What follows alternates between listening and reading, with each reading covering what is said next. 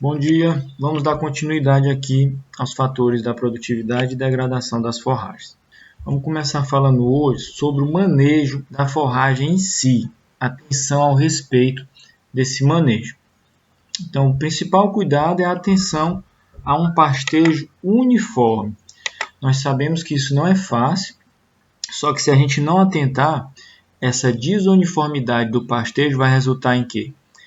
Área subpastejada ou superpastejada. Então, determinadas áreas eles não vão comer ou vão comer demais e vai faltar.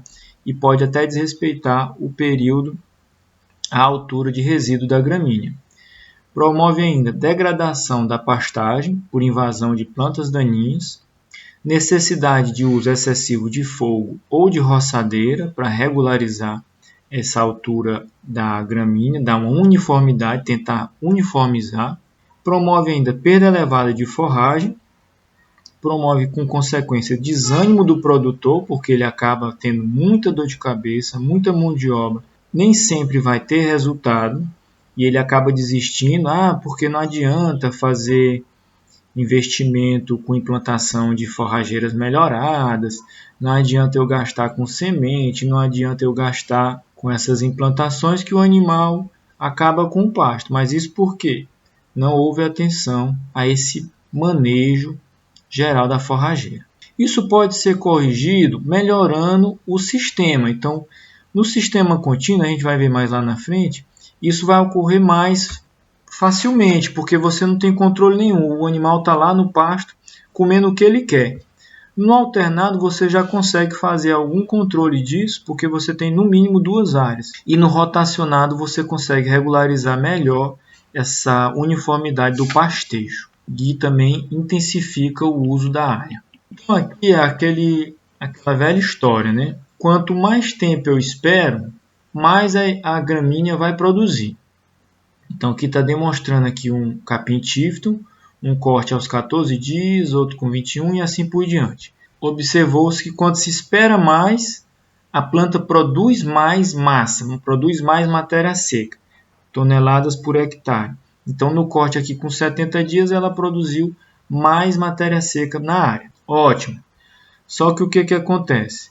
Quanto mais tempo eu espero para querer produzir mais forragem, o que acontece? A qualidade dessa forragem cai. Então, aqui é mostrando o teor de proteína no capim. Então, quanto mais velho o capim, pior o teor de proteína.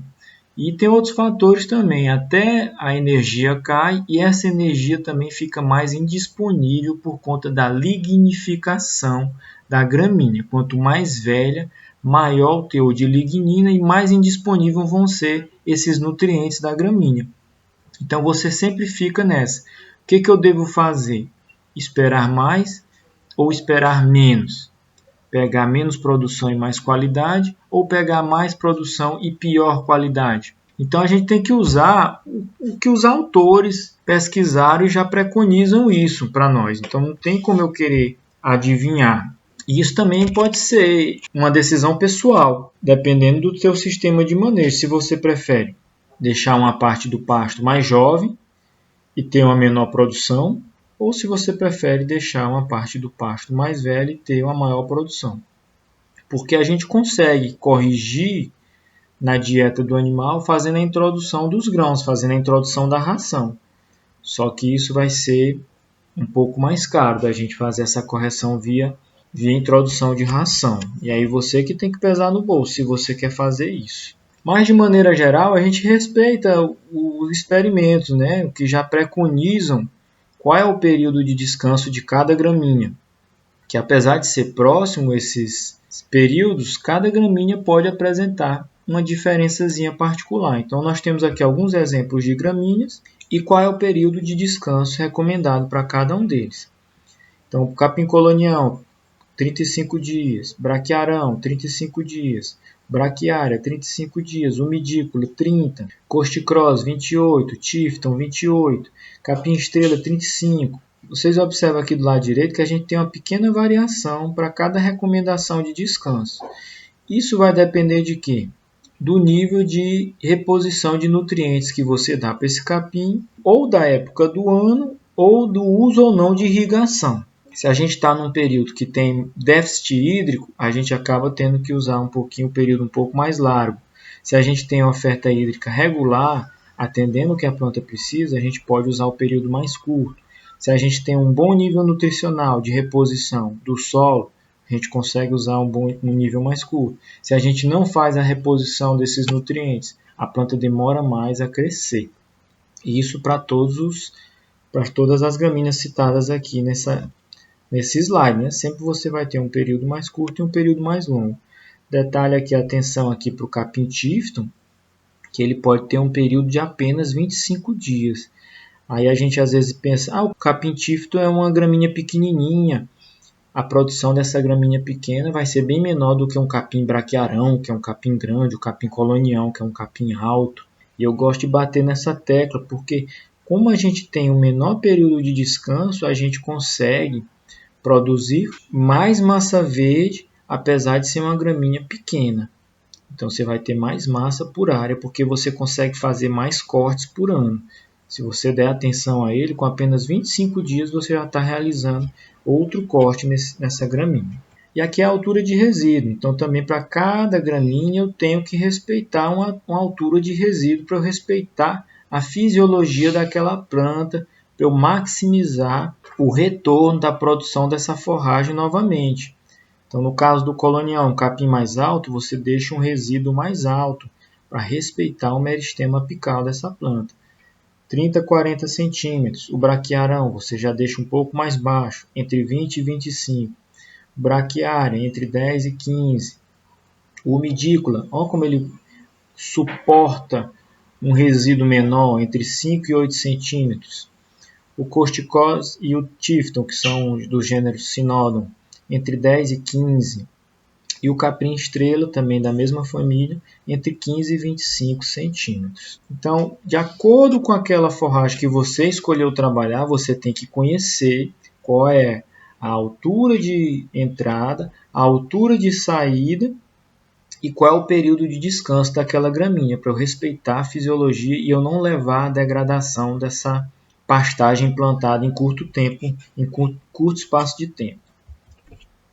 Aqui é um trabalho desses autores aqui mostrando com a gramínea Tifton 85, onde não foi respeitado a altura do resíduo. Então, num grupo, ele respeitou a altura de 15 centímetros e no outro grupo ele rebaixou essa altura para 6 centímetros. Então, ficou bem mais baixo do que a altura recomendada de resíduo. Ele foi fazendo cortes frequentes e observou que esse não respeito da altura de cima prejudicou a altura de baixo. O sistema radicular da planta foi afetado. Então, a raiz da planta, por eu não respeitar a altura de resíduo, também teve uma redução de 97% do peso, quando comparado com a altura correta. E isso promoveu, então, o quê? Um sinal de degradação de pastagem. Com apenas um ano ele já observou alguns sinais de degradação dessa pastagem de Tifton. É aquilo que eu falei para vocês. Pode demorar uma taxa de degradação de 6% ao ano, mas se você promover isso intensamente, você não respeitar a fisiologia da planta, com apenas um ano você já observa sinais de degradação da pastagem. E aí você vai ter o custo de reimplantar, a mão de obra e também aquela insatisfação. Não funciona, porque você não respeitou. Então agora eu vou citar aqueles sistemas que eu falei para vocês de maneira bem leve, porque eu acho até que eu vou fazer uma aula só desses sistemas aqui. Vai depender se vai caber dentro do nosso período de aulas. Então o sistema contínuo, os animais ficam utilizando aquela área toda, não há divisórias. Você utiliza o quê? Uma menor taxa de lotação, mas os animais ficam soltos numa área continuamente. Isso você vai ter um menor gasto com mão de obra, você vai ter também um menor gasto com divisórias e piquetes, só que o ganho por animal ele vai ser elevado em uma época, na época das águas, tem super oferta de forragem, e ele pode ser moderado ou baixo na seca, e ele pode inclusive vir a perder peso na época seca, porque você não teve um diferimento de pastagem, houve um consumo acima do planejado, e ele pode, então, se não tem oferta de forragem, ele pode vir a perder peso. O ganho por hectare nesse sistema aqui, ele sempre vai ser um ganho baixo, porque você tem que trabalhar com baixa taxa de lotação. Então, é um sistema extensivo com baixa produção por área. Além disso, você tem que ter um bom planejamento de vendas para aproveitar a época que tem muita forragem, você tem muitos animais consumindo aquela forragem, mas na época que você sabe que vai faltar a forragem, na época da seca, você já tem que estar direcionado a vender esses animais para diminuir a carga animal naquela área. E aí você manter pelo menos viva aquela forragem para quando vier as águas, ela voltar a se restabelecer. Aqui já é um outro sistema de pastejo, pastejo alternado, que consiste em ter pelo menos uma segregação de área. Então essa área, inclusive, pode ser menor. Eu posso ter uma área de capim nativo ou área de capim melhorado maior, mas eu promovo uma intensificação ou não, faço só a segregação mesmo, onde eu deixo uma pastagem descansando. Então, à medida que eu observo que essa daqui está sendo super pastejada, eu já coloco esses animais para outra área. Mas aqui já necessita algum planejamento, né? Mas possibilita um melhor ajuste da capacidade de suporte de ambas as áreas e eu melhoro a produtividade em relação ao sistema contínuo, porque eu já consigo equilibrar mais essa questão do superpastejo e do subpastejo, melhorando também, no caso de eu fizer uma área segregada com gramíneas melhoradas, eu consigo melhorar também a produtividade por hectare, a produtividade por área. Mas não tenha dúvidas que a gente consegue controlar melhor essa questão de sub e superpastejo quando a gente faz o sistema rotacionado. Então eu promovo a intensificação do uso das forrageiras, eu tenho uma melhor resposta e uma maior eficiência do uso da adubação e também do uso de irrigação. Permite eu adequar o tempo ao crescimento de cada forrageira, melhora muito a produtividade por área. A desvantagem vai ser a necessidade, o gasto maior com divisórias. E também eu tenho que ter um bom planejamento de como eu vou fazer a utilização dessas áreas aqui. Nos outros sistemas, o planejamento é mais simples. Nesse aqui eu já tenho que ter um técnico, no caso vocês técnicos, para fazer esse cálculo aqui e fazer a adequação do pasto à carga animal, ao número de animais que eu vou colocar nesse pasto. Outra estratégia também para a gente melhorar e evitar a degradação de uma pastagem é o uso da irrigação na época que eu tenho um déficit hídrico. Então essa estratégia proporciona crescimento da forragem mesmo quando há limitação hídrica, ou seja, mesmo quando está na época das secas. Nós, Brasil, que somos um país de clima tropical e a gente tem uma boa luminosidade ao longo do ano, principalmente aqui na nossa região Nordeste, a gente consegue aproveitar essa luminosidade ao longo do ano todo, onde a planta deixou de crescer não por falta de luz, mas por falta de água. E aí a gente consegue, ao longo do ano, ter sempre produção independente de estar chovendo ou não, independente do planejamento de São Pedro, a gente pode fazer o nosso planejamento da nossa produção ao longo do ano. Só que não tenha dúvida, né? Quando a gente faz essa opção pela irrigação, além de ter que escolher um sistema mais adequado à nossa realidade, aos nossos custos, a gente também tem que pensar numa boa forrageira. Não adianta eu querer gastar com irrigação e com adubação, reposição de nutrientes, numa forrageira de baixa resposta. Eu tenho que buscar forrageiras de alto potencial de crescimento, boa capacidade de rebrota, uma boa resposta à adubação e que apresentem bom valor nutritivo. Lembrando que isso é relativo. Existem diversas formas de irrigação, vai depender do capital que o produtor tem disponível e a sua capacidade e o interesse de investir esse capital. Aqui é o sistema de pivô central, onde você faz essas grandes áreas, mais utilizado para bovinos de corte, mas também pode ser feito para bovinocultura leiteira.